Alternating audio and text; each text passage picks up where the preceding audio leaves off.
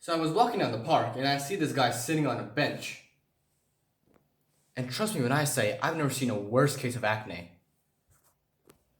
So I walk up to the guy, only to find out that he's crying, and so I ask him, "What's with the tears, young man?" And he tells me that he's preparing for Iit-Jee, even though he doesn't want to. What the fuck? He told me that he wanted to be a stand-up comedian, and now instead of cracking jokes, his life has become one. I had nothing left to say, except, I'm sorry. I really am.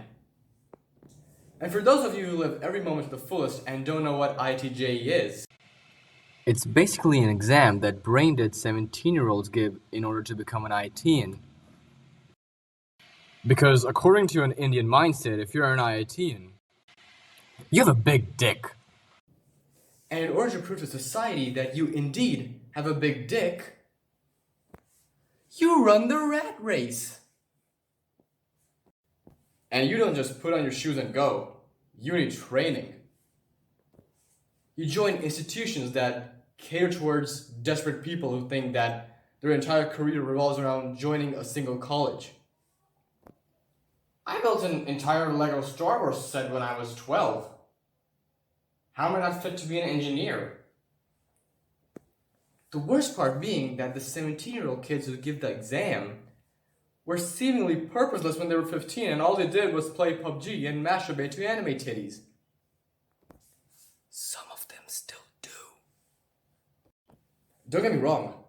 There's nothing wrong with wanting to achieve something or aiming for the best. It's just that the people who give the exam don't want to achieve or engineer. They just want a big dick. Now, coming back to the guy sitting in the park, I politely asked him if there was something I could do to help. Which I regret asking because that only made him cry even more. He told me that he does not want a big dick. He just wants to be happy. I had nothing left to say except, I'm sorry. I really am. But now he got mad at me and started to berate me for not caring about his problems enough. I mean, if you're gonna sit in a park and cry about a fucking exam while wearing socks with Crocs,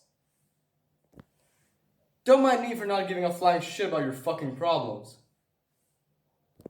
And then he just got up and left without saying another word. I was so mad at the guy that I wanted to shoot him in the head. But that only would have done him a favor.